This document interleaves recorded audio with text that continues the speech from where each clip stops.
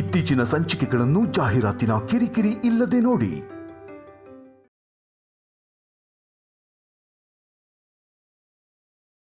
ಅಂದ್ರೆ ನನ್ನ ಮಗನ್ಗೆ ಅಪಾಯ ಆಗತ್ತಾ? ಅವನಿಗೇನಾದ್ರೂ ಆದ್ರೆ ನಾನ್ ಜೀವಂತವಾಗಿರ್ತೀನ?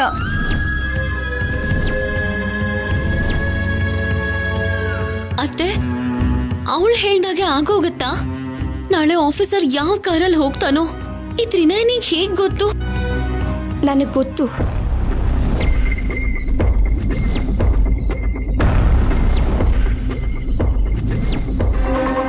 ನಿನಗೆ ಓದಕ್ ಬರಲ್ಲ ಅಲ್ವಾ? ಬರಲ್ಲ, ಆದ್ರೆ ಅಕ್ಷರಗಳನ್ನ ಗಮನಿಸ್ತೀನಿ, ರಂಗೋಲಿಲಿ ಬರೆಯೋ ಹಾಗೆ ಮಾಡ್ತೀನಿ.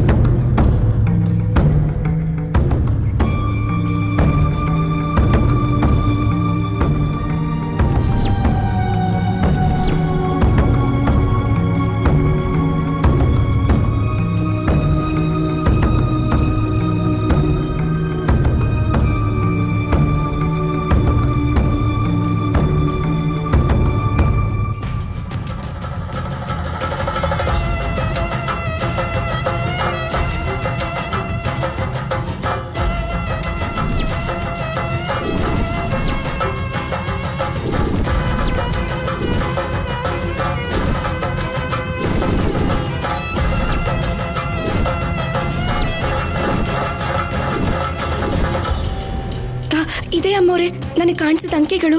ಶೌರ್ಯ ಹೋಗಿರೋ ಕಾರ್ ನಂಬರ್ ಇದೆ.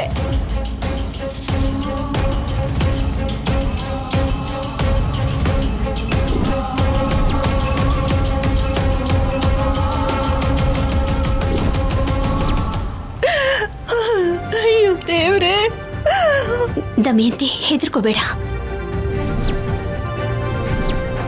ನಿನಗೇನಮ್ಮ, ಮಕ್ಕಳ ಮರಿನಾ? ಮಾಧುರಿ ಮಗಳನ್ನ ನನ್ನ ಮಗಳು ಅಂತ ಹೇಳ್ಕೋತಿದ್ಯಾ? ಹೆತ್ತ ತಾಯಿ ನಾನು. ನನ್ನ ಮಗನ್ಗೇನಾದ್ರೂ ಆದ್ರೆ ತಡ್ಕೊಳಕ್ಕಾಗತ್ತಾ?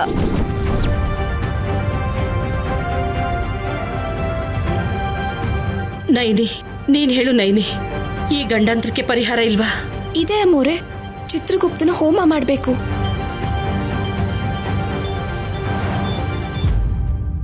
ಹೇಗ್ ಮಾಡ್ಬೇಕು ಅಂತ ಹೇಳು ನೈನಿ. ಇವಳಿಗೆ ಗೊತ್ತಾ? ಶಾಸ್ತ್ರಿಗಳ ಮೊಮ್ಮಗಳವಳು. ಊರಲ್ಲಿ ಪೂಜೆಗಳನ್ನ, ಶುಭ ಕಾರ್ಯಗಳನ್ನೆಲ್ಲ ಅವ್ರ ತಾತನೇ ಮಾಡಿಸೋದು. ಮೊದಲು ಪರಿಹಾರ ಹೇಳಮ್ಮ. ಹಸಿರಾಗಿರೋ ಭತ್ತದ ಕದ್ರು 5 ತಟ್ಟೆಗಳಲ್ಲಿ ಹಾಕ್ಬೇಕು. ಅದರಲ್ಲಿ ಕುಂಬಳಕಾಯಿನ ಇಡಬೇಕು. ಹಳದಿ ಅಕ್ಕಿ, ಎಲೆ ತರಕಾರಿ, ರೇಷ್ಮೆ ಪಂಚೆ ಅದರಲ್ಲಿಟ್ಟು ಹಸು, ಚಿನ್ನದ ಗಂಟೆ, ದಕ್ಷಿಣ ತಾಂಬೂಲಗಳ ಜೊತೆ ಅಣ್ಣನ್ಗಿಲ್ಲ ಅಂದ್ರೆ ಪೂಜೆನ್ ಮಾಡಿಸೋ ಅಂತ ಪುರೋಹಿತರು ಕೊಡ್ಬೇಕು. ಹಾಗಿದ್ರೆ ನಾನು ಇವಾಗ್ಲೇ ಕೊಟ್ಬಿಡ್ತೇನೆ. ಅಯ್ಯೋ, ಹಾಗೆ ಮಾಡ್ಬಾರ್ದು ಅಮ್ಮೋರೆ, ಗಂಡ ಹೆಂಡತಿನೇ ಮಾಡ್ಬೇಕು. ಶೌರ್ಯ ಅವರು, ಕಲ್ಯಾಣಮ್ಮ ಅವರು ಇಬ್ರು ಸೇರಿ ಮಾಡಿದ್ರೇನೆ ಚಿತ್ರಗುಪ್ತನ ಹೋಮ ಫಲಿಸೋದು.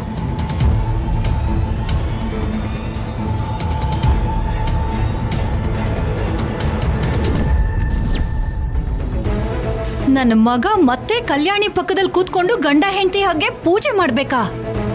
ಅದ್ರ ಅಗತ್ಯ ಏನೂ ಇಲ್ಲ. ಏನೇನು ಮಾತಾಡ್ಬೇಡ ದಮಯಂತಿ. ಶೌರ್ಯನ್ ಪ್ರಾಣಕ್ಕೆ ಅಪಾಯ ಇದೆ ಅಂತ ಹೇಳ್ತಿದ್ದಾಳಲ್ವಾ? ನನ್ನ ಕರುಳಿನ ಸಂಕಟನ ನನ್ಗೂ ಸಹಿಸ್ಕೊಳಕ್ಕಾಗಲ್ಲ. ಅಷ್ಟಕ್ಕೂ ಈ ಅಪಾಯ ಬಂದಿರೋದಾದ್ರೂ ಯಾಕೆ ನೈನಿ? ದೋಷ ಕಾಲದಲ್ಲಿ ಮದ್ವೆ ಆಗಿರೋದಕ್ಕಮ್ಮ. ಹಾಗೆ ನಡೆದಾಗ ಮದ್ವೆ ಗಂಡ್ಗೋ ಮದ್ವೆ ಹೆಣ್ಗೋ ದೋಷಗಳ ಜೊತೆ ಗಂಡಾಂತರಗಳು ಎದುರಾಗುತ್ತೆ.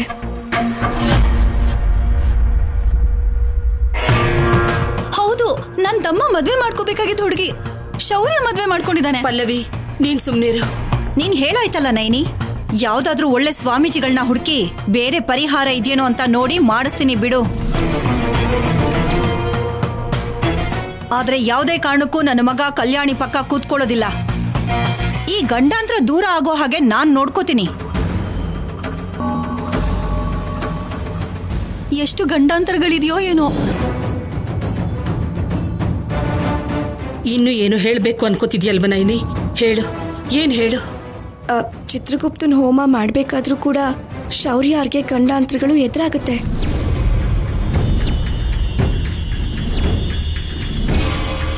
ತುಂಬಾ ಹುಷಾರಾಗಿರ್ಬೇಕು ಅಮ್ಮೋರೆ. ಅಂದ್ರೆ ಹೋಮ ಆದ್ಮೇಲೂ ಕೂಡ ನನ್ ಮಗನ್ಗೆ ಅಪಾಯ ಆಗತ್ತಾ? ನನಗ್ ಭಯ ಆಗ್ತಿದೆ. ಈ ಹೋಮನ ನಾನು ಮಾಡ್ಸಲ್ಲ. ನಾಳೆನೆ ಹೋಗಿ ಸ್ವಾಮೀಜಿಗಳನ್ನ ನೋಡ್ಕೊಂಡ್ ಬರ್ತೀನಿ.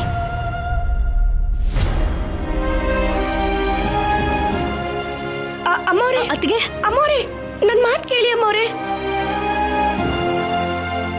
ಅಮ್ಮೋರೆ, ನನ್ ಮಾತ್ ಕೇಳಿ ಅಮ್ಮೋರೆ.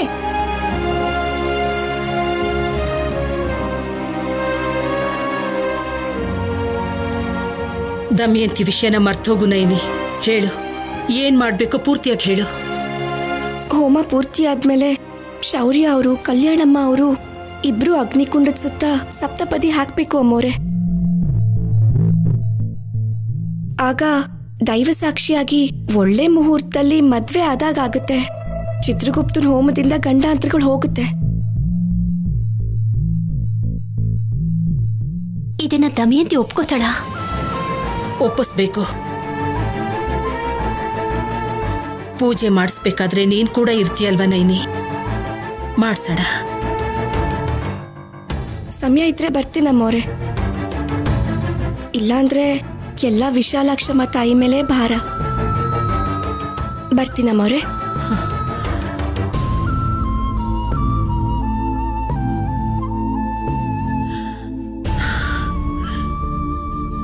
ದೇವ್ರೇ,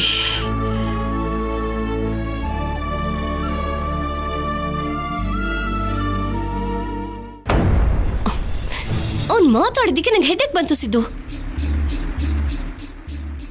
ಟೀ ಕುಡಿತೀಯಾ?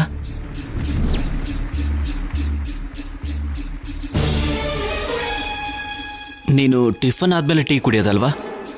ಇರು, ಇವಾಗಲೇ ತಗೊಂಬರ್ತೀನಿ.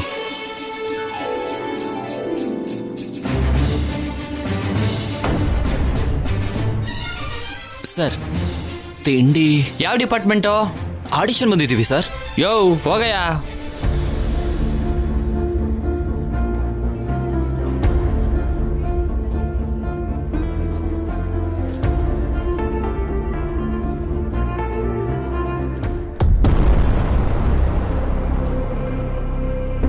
ಏನ್ ಬೇಕು ಸರ್?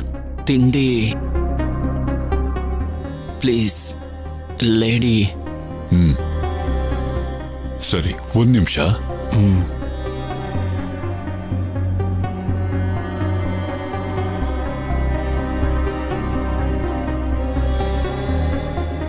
ತಗೊಳ್ಳಿ ಟಿಫನ್. ಥ್ಯಾಂಕ್ಸ್ ಅಣ್ಣ.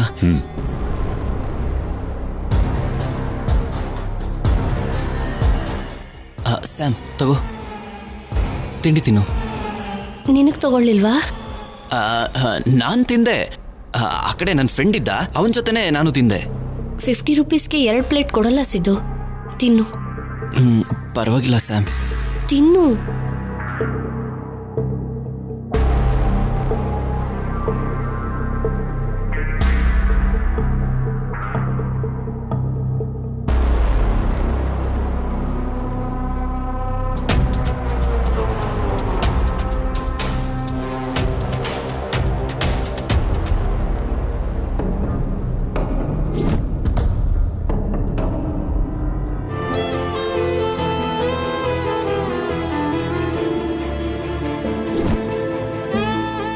ಶೌರ್ಯ ಕಲ್ಯಾಣಿಯರ ಮದುವೆ ರಾಹುಕಾಲದಲ್ಲಾಗಿದೆ. ಅವರ ಮದುವೆಗೆ ಗ್ರಹಗಳ ಅನುಕೂಲತೆ ಸರಿಯಾಗಿಲ್ಲ. ಶೌರ್ಯ ಅವ್ರ ಕಾರು ಅಪಘಾತ ಆಗೋದ್ರಲ್ಲಿದೆ. ಇದೇ ಅಮ್ಮೋರೆ, ಚಿತ್ರಗುಪ್ತನ ಹೋಮ ಮಾಡಬೇಕು. ಗಂಡ ಹೆಂಡತಿ ಇಬ್ರು ಒಟ್ಟಿಗೆ ಪೂಜೆಲ್ ಕುತ್ಕೋಬೇಕು.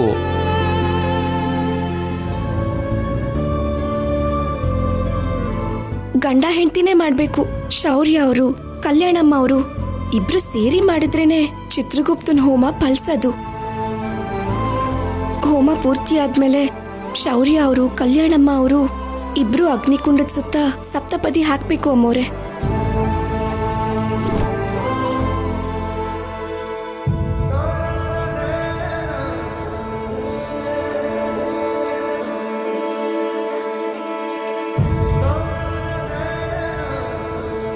ಅಮ್ಮ, ಪುರೋಹಿತರು ಹೇಳಿದ್ರು ರಾಹುಕಾಲದಲ್ಲಿ ಮದ್ವೆ ನಡೆದಿದೆ, ಅದಕ್ಕೆ ಶೌರ್ಯ ಕಲ್ಯಾಣಿ ಮಧ್ಯೆ ತುಂಬಾ ಮನಸ್ತಾಪ ಇರುತ್ತೆ ಅಂದ್ರು. ಇವತ್ತು ನೋಡಿದ್ರೆ ನಯನಿ ಬಂದು ಶೌರ್ಯನ ಪ್ರಾಣಕ್ಕೆ ಅಪಾಯ ಇದೆ ಅಂತ ಹೇಳಿದ್ಲು. ಏನ್ ಮಾಡ್ಬೇಕು ಅಂತಾನೆ ಗೊತ್ತಾಗ್ತಿಲ್ಲಮ್ಮ.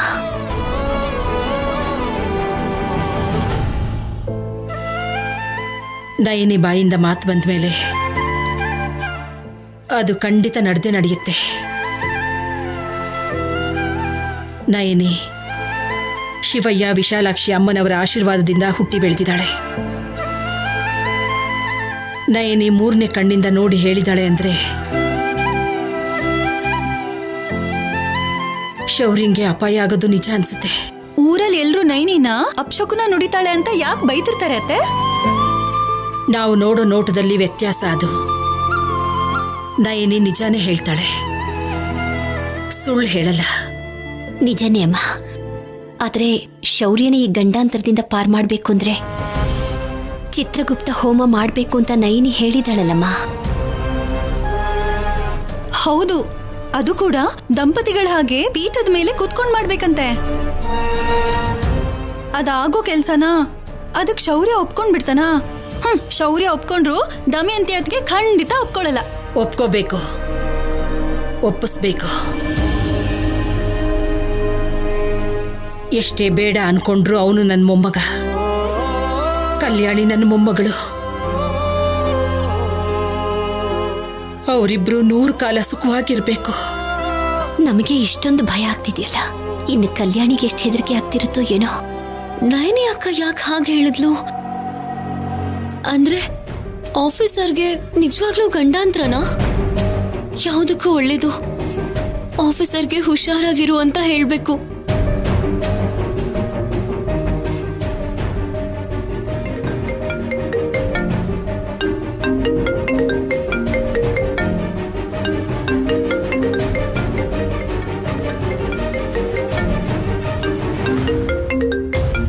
ಕಲ್ಯಾಣಿ ಯಾಕೆ ಕಾಲ್ ಮಾಡ್ತಿದ್ದಾಳೆ?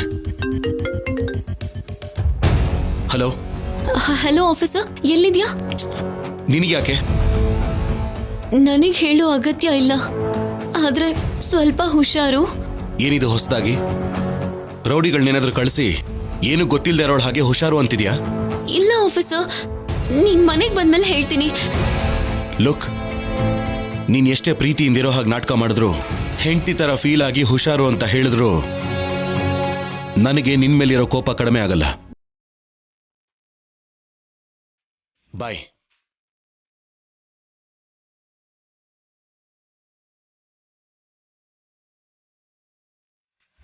ಹೇಗಾದ್ರೂ ಪೂಜೆ ನಡೆಸಬೇಕು.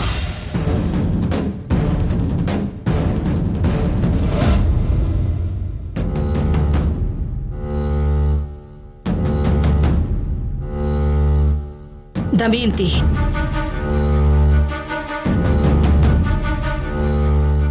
ನಯನಿ ಹೇಳಿದ್ದನ್ನ ಕೇಳಿಸ್ಕೊಂಡೆ ಅಲ್ವಾ? ಕೇಳಿಸ್ಕೊಂಡೆ. ದೊಡ್ಡವರಾಗಿ ನಾವು ಮಕ್ಕಳು ಚೆನ್ನಾಗಿರ್ಬೇಕು ಅಂತಾನೆ ಕೇಳ್ಕೊತೀವಿ. ಈ ಮನೆಯಲ್ಲಿ 18 ವರ್ಷಗಳ ಹಿಂದೆ ನಡೆದ ತಪ್ಪೆ ಮತ್ತೆ ನಡೀತು. ವ್ಯಕ್ತಿಗಳು ದೂರ ಆಗೋದ್ರು. ನೀನ್ ಏನ್ ಹೇಳ್ಬೇಕು ಅಂತಿದ್ಯೋ ಅದನ್ನ ನೇರವಾಗಿ ಹೇಳಮ್ಮ. ಶೌರ್ಯ ಕಲ್ಯಾಣಿ ಇಬ್ರು ಸೇರಿ ದಂಪತಿಗಳ ಕೂತ್ಕೊಂಡು ಚಿತ್ರಗುಪ್ತನ ಹೋಮ ಮಾಡಬೇಕು. ನಾವೆಲ್ಲರೂ ಹತ್ರ ಇದ್ದು ಮಾಡಿಸ್ಬೇಕು.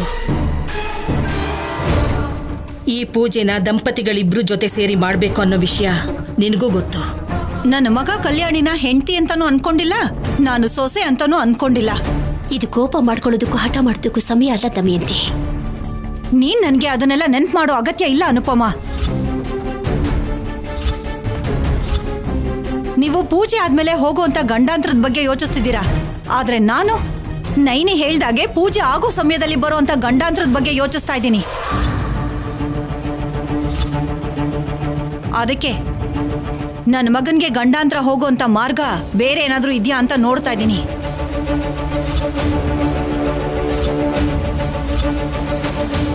ಬೇರೆ ಮಾರ್ಗ ಇದ್ದಿದ್ರೆ ನೈನಿ ಹೇಳ್ತಿದ್ಲಲ್ವಾ? ನಿನ್ಗಷ್ಟು ಅರ್ಥ ಆಗ್ತಿಲ್ವಾ? ಗಂಡಾಂತರ ಬರ್ತಿದೆ, ಯಾವ ಕ್ಷಣ ಏನಾದ್ರೂ ಆಗ್ಬೋದು. ಕಲ್ಯಾಣಿಗಿಂತ ದೊಡ್ಡ ಗಂಡಾಂತರ ಇನ್ನೇನಮ್ಮ ಇರತ್ತೆ?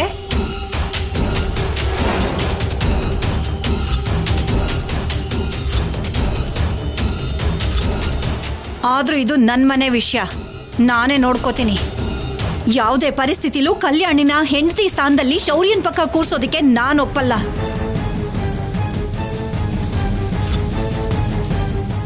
ನನ್ನ ಮಗ ಕಲ್ಯಾಣಿನ ಮದ್ವೆ ಮಾಡ್ಕೊಂಡಿಲ್ಲ, ಶಿಕ್ಷೆ ಮಾತ್ರ ಕೊಟ್ಟಿದ್ದಾನೆ.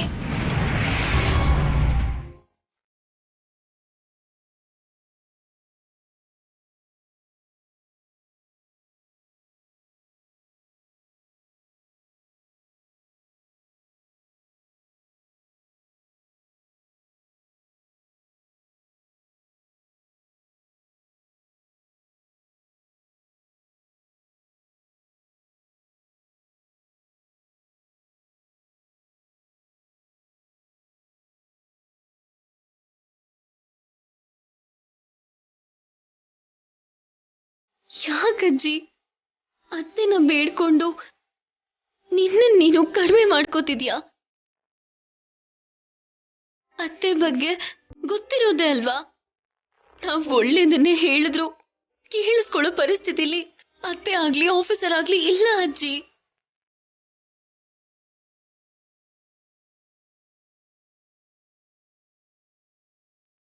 ಕಣ್ಣೀರನ್ನ ಒರೆಸ್ಕೋ ಅಜ್ಜಿ. ನೀನ್ ಕೇಳ್ಕೊಂಡ್ ಹಾಗೆ ನಿನ್ ಮೊಮ್ಮಗಳು ನಿನ್ ಕಣ್ಮುಂದೆನೆ ಇದ್ದಾಳೆ ಅಲ್ವಾ? ಆಫೀಸರ್ಗೂ ಕೂಡ ಏನು ಆಗಲ್ಲ ಅಜ್ಜಿ.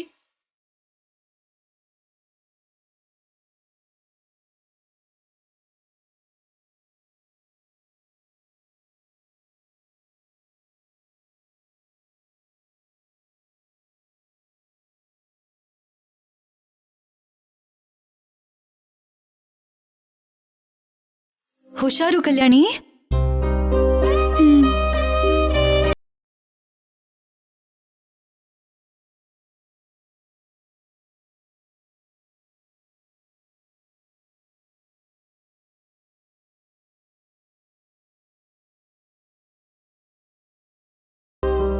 ಅಮ್ಮ, ಆಫೀಸರ್ ಇವಾಗ ನನ್ ಜೊತೆ ಸೇರಿ ಪೂಜೆನ ಮಾಡೋದಕ್ಕೆ ಹೀಗೂ ಒಪ್ಕೊಳ್ಳಲ್ಲ ಅಮ್ಮ. ಆಫೀಸರ್ ಬದಲಾಗ್ಬೇಕು ಅಂದ್ರೆ ಅವ್ರಿಗೆ ನಿಜ ಗೊತ್ತಾಗ್ಬೇಕು. ಗೊತ್ತಾಗೋ ತರ ನಾವ್ ಮಾಡ್ಬೇಕು. ನೀನು ಸಂಪದ ಫೋಟೋನ ತಂದ್ಕೊಡಮ್ಮ. ಸಂಪದನ ನಾನ್ ಹಿಡಿತೀನಿ, ಆವಾಗ ಆಫೀಸರ್ ಬದಲಾಗ್ತಾನೆ. ನೈನಿ ಅಕ್ಕ ಹೇಳ್ದಾಗೆ ನಾವಾಗ ಪೂಜೆನೂ ಮಾಡ್ಬೋದು. ಈಗ್ಲೇ ಹೋಗಿ ಹುಡುಕ್ತೀನಿ ಕಲ್ಯಾಣಿ, ಆದ್ರೆ ಹುಷಾರು. ಶೌರ್ಯನಿಗೆ ಕೋಪ ಬರೋ ಹಾಗೆ ನಡ್ಕೋಬೇಡ.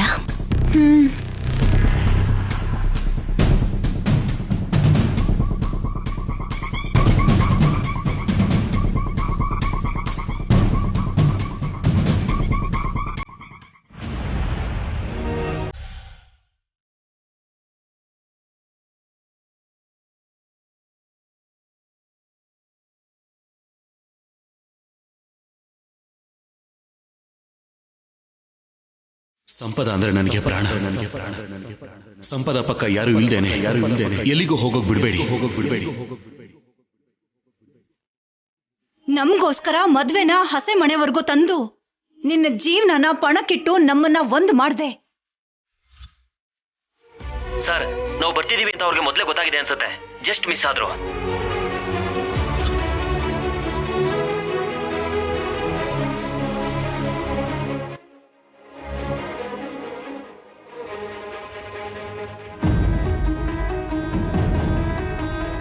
ಸಂಪದ ಬಗ್ಗೆ ಶೌರ್ಯ, ನಮ್ಮವ್ರು ಅದೇ ಕೆಲಸದಲ್ಲಿದ್ದಾರೆ. ಸಂಪದ ಸಿದ್ದು ನನಗೆ ಆದಷ್ಟು ಬೇಗ ಸಿಗ್ಬೇಕು. ಎಲ್ರಿಗೂ ನನ್ನ ವೈಫ್ ದೂರ ಆಗಿದ್ದಾಳೆ ಅಂತ ಗೊತ್ತಾಗೋಕ್ಕೂ ಮುಂಚೆ ಅದಕ್ಕೆ ಕಾರಣ ಆಗಿರೋರಿಗೆ ಶಿಕ್ಷೆ ಆಗ್ಬೇಕು. ನಮ್ ಗೆಸ್ ಕರೆಕ್ಟ್ ಆಗಿದೆ ಶೌರ್ಯ. ಅವ್ರು ಯಾವ ಹೋಟೆಲಲ್ಲಿ ಇಳ್ಕೊಂಡ್ರು ನಮಗೆ ಗೊತ್ತಾಗ್ತಿತ್ತು, ಆದರೆ ಹಾಗಾಗ್ಲಿಲ್ಲ. ಅದಕ್ಕೆ ಲೇಟು. ಮೇ ಬಿ ಇನ್ನೊಂದು 4 days ಅಲ್ಲಿ ನಮ್ಮವರು ಅವ್ರನ್ನ ಹುಡುಕ್ತಾರೆ. ಇನ್ನೂ 4 days? ಹಾಗಾದ್ರೆ ಒಂದು ಕೆಲಸ ಮಾಡ್ತೀನಿ, ನಾನೇ ಲೀವ್ ಹಾಕಿ ಅವ್ರನ್ನ ಹುಡುಕ್ತೀನಿ. ನಾನು ಡೈರೆಕ್ಟಾಗಿ ಇನ್ವಾಲ್ವ್ ಆದರೆ ನಡೆದಿರೋದು ಎಲ್ರಿಗೂ ಗೊತ್ತಾಗ್ಬಿಡತ್ತೆ. ಡೋಂಟ್ ವರಿ ಶೌರ್ಯ, ನಿನ್ನ ನೋಡ್ತಿದ್ರೆ ನನಗೆ ಒಂಥರ ಆಗ್ತಿದೆ. ಎಲ್ಲ ಸರಿ ಹೋಗುತ್ತೆ ಬಿಡು. ನಾನು ಈ ಸಿಚುಯೇಷನ್ಗೆ ಬರೋದಕ್ಕೆ ಕಾರಣ ಕಲ್ಯಾಣಿ. ನಮ್ಮಮ್ಮ ಯಾವಾಗ್ಲೂ ಕಲ್ಯಾಣಿ ಅವರ ಅಪ್ಪ ಅಮ್ಮ ತಪ್ಪು ಮಾಡಿದ್ದಾರೆ ಅಂತ ಹೇಳ್ತಿದ್ರು. ಮೇ ಬಿ ಅದನ್ನ ಮನಸ್ಸಲ್ಲಿ ಇಟ್ಕೊಂಡಿದ್ದಾಳೇನೋ. ನನ್ನ ಲೈಫಲ್ಲೂ ಹಾಗೆ ನಡೆಯೋ ಹಾಗೆ ಮಾಡಿದ್ಲು. ಅದಕ್ಕೆ ತಾಳಿ ಕಟ್ಟಿ ಪನಿಷ್ಮೆಂಟ್ ಕೊಟ್ಟಿದ್ದೀನಿ. ದಿನ ದಿನಕ್ಕೂ ಕಲ್ಯಾಣಿ ಮೇಲೆ ಕೋಪ ಹೆಚ್ಚಾಗ್ತಾನೆ ಇದೆ. ಅವಳು ಏನ್ ಮಾಡಬೇಕೋ ನನಗಂತೂ ಅರ್ಥ ಆಗ್ತಿಲ್ಲ.